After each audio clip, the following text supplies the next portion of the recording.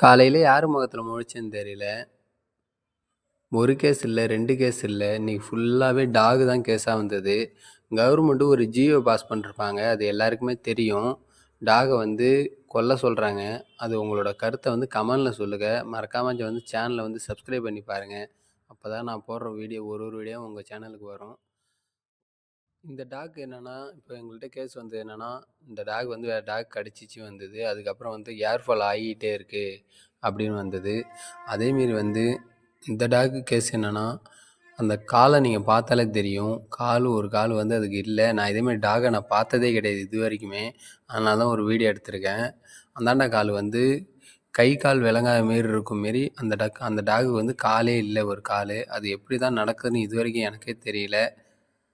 நீங்கள் இதேமாரி டாகை ஏதாவது பார்த்துருக்கீங்கன்னா மறக்காமல் சேனலில் சொல்லுங்கள். என்னால் முடிஞ்ச ஒரு பிஸ்கட்டை வாங்கி கொடுத்தேன். அதை பார்க்கவே எனக்கு பாவமாக இருந்தது.